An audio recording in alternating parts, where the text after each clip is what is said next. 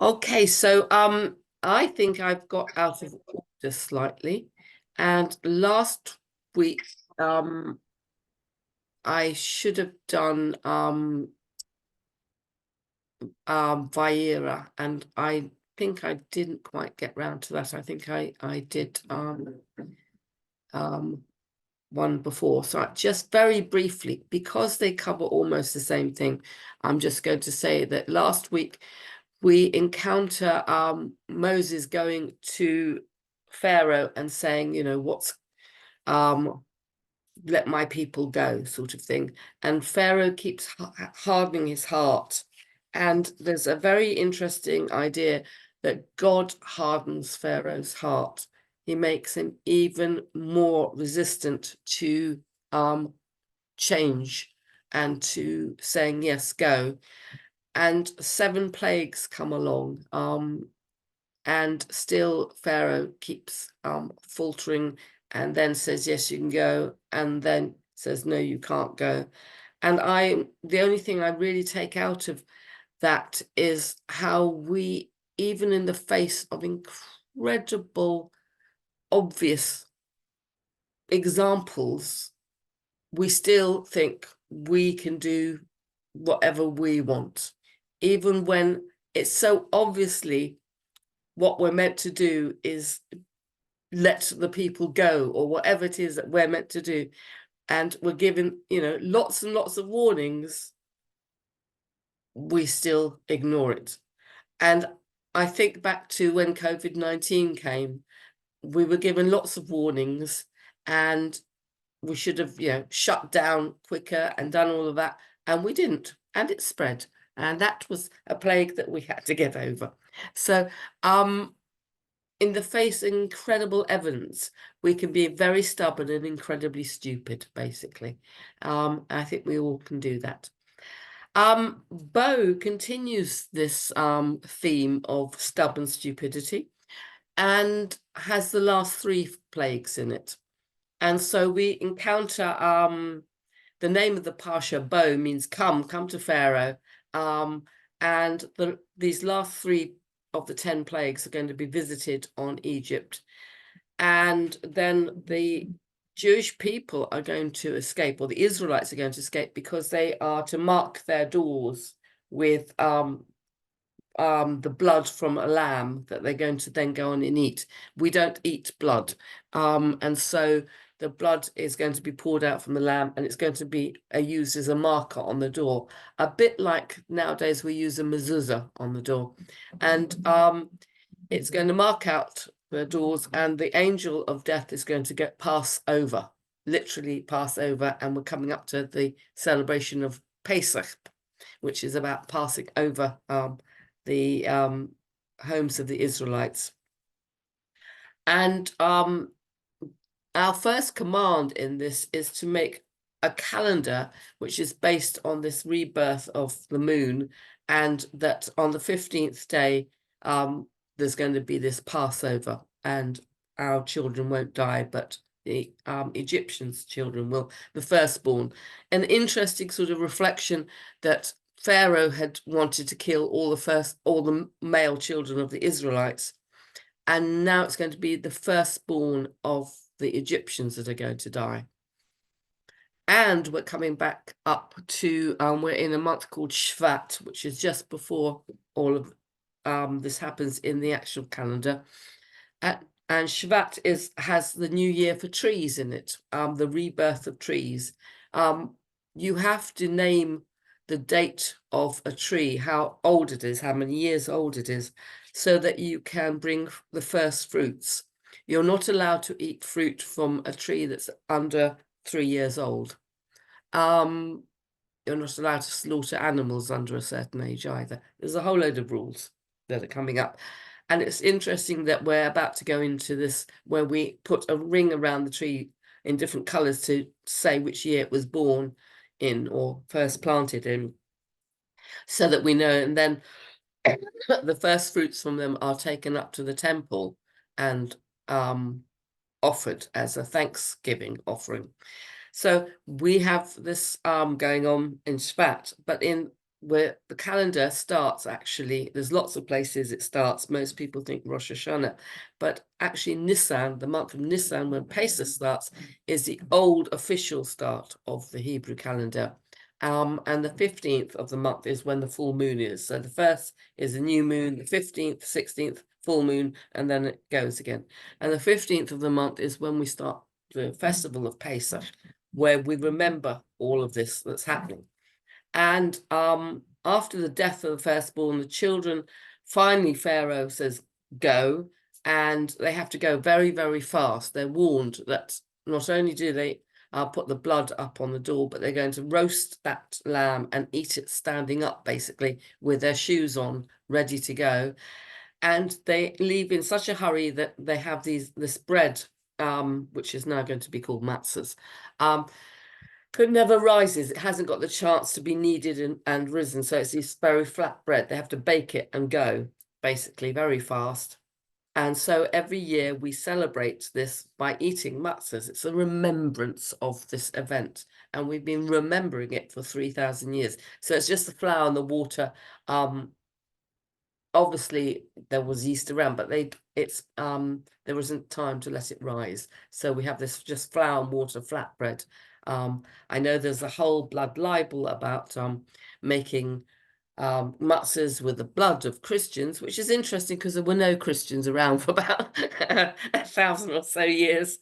I don't know what Moses and the Israelites did for matzahs. It's just the most ridiculous idea. But when you make a lie and you keep repeating it, sometimes you believe it too. We don't believe it, but we know what matzahs is. It's just a remembrance of this exodus out of Egypt. And lots of things are there to remind you of the exodus from Egypt. So the Pesach meal that we now have is to remind us of all the things that happened. We didn't used to have that Pesach meal. We used to go to the temple, sacrifice a lamb, and sit and eat it in with everybody else. But since the destruction of the temple, we now have the Seder meal instead. And so we do lots of things to remember. We eat certain foods to remember what happened. Things that we remember include all the plagues. We remember the 10 plagues. And particularly the last three, locusts, darkness, and the death of the firstborn. Other things that we remember maybe from the story is that we borrow gold and precious items that come out of Egypt. We borrow it from our neighbors, the Egyptians. And that's an interesting idea because obviously we're being paid for the hundreds of years that we were slaves. We have reparation for it. Those same bits of gold and silver and copper and everything that we are now saying, actually, this is our payment, are then given up quite soon in the desert to make the Mishkan. And so all of this stuff is very temporary, because you think, where did all this gold and stuff come from that will build the Mishkan in the desert that Bezalel is going to build in a few chapters' time? And it's from this repayment. And we remember these events with this festival that lasts for 7 days, of the time of actually leaving until we get to the Red Sea. And we have lots of commandments about remembering things. Remembering things is an interesting idea because you're creating memories for your future when you remember things. And are we just to remember the bad things that happened to us, or are we to remember the rescue?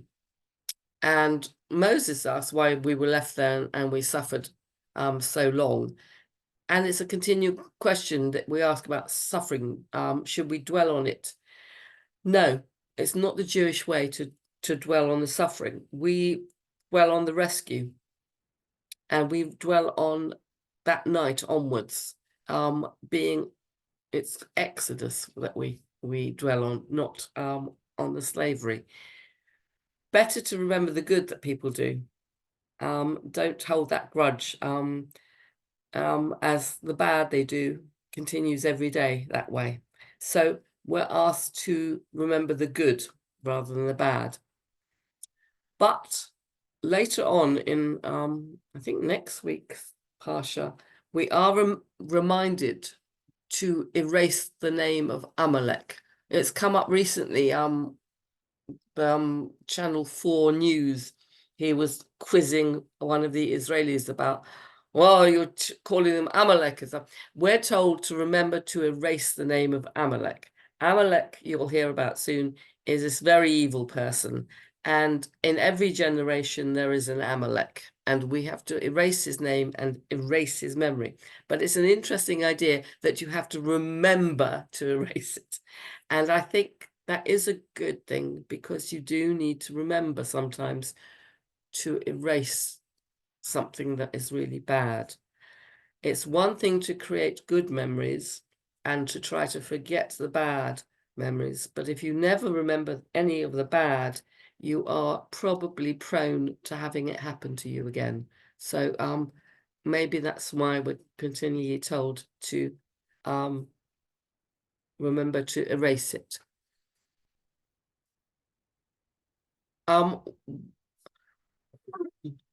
This whole coming out of Egypt is something that we remember every day in our daily prayers.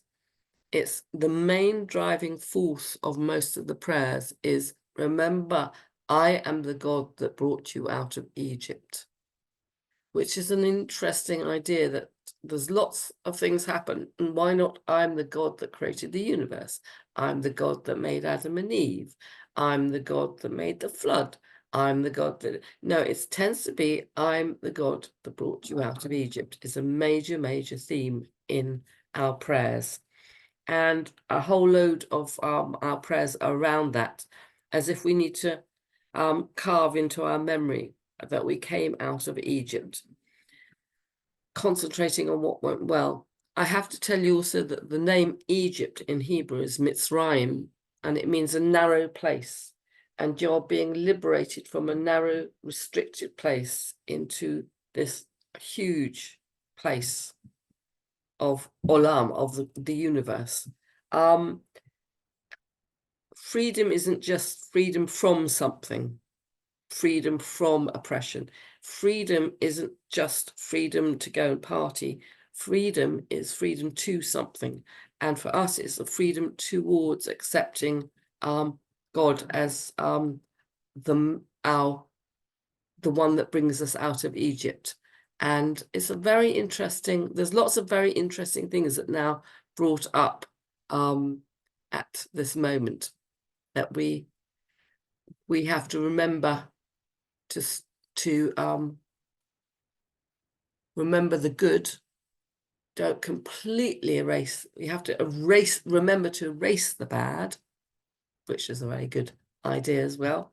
And also to remember that you're being liberated to something, not just from something. And a whole load of laws are about to come our way, what we're going to be liberated to. Freedom to be grown up and responsible is part of it. So I thought for the meditation, sorry, the meditation, we should have a moment to think about these ideas. And so if you want to just sit comfortably for a moment and just take a few deep breaths.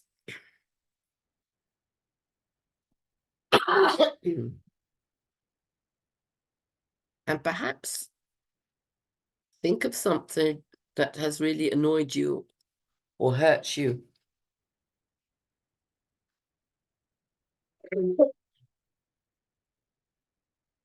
Remember something bad that's happened to you.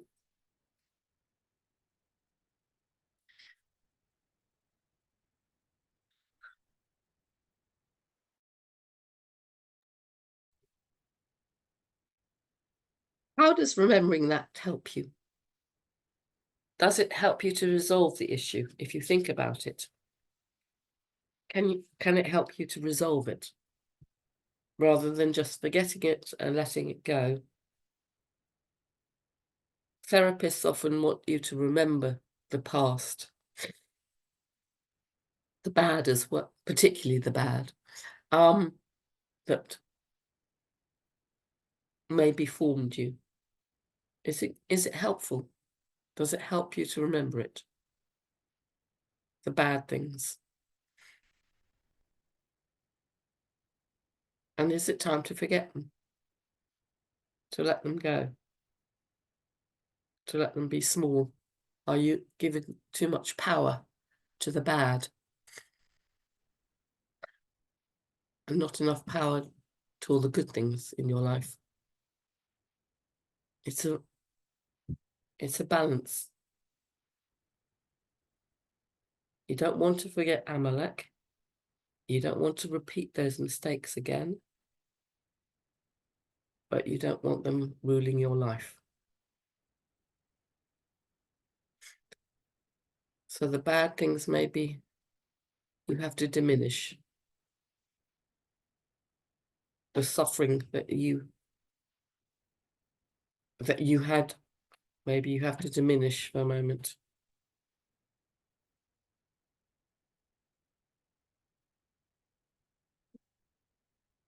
But not completely forget.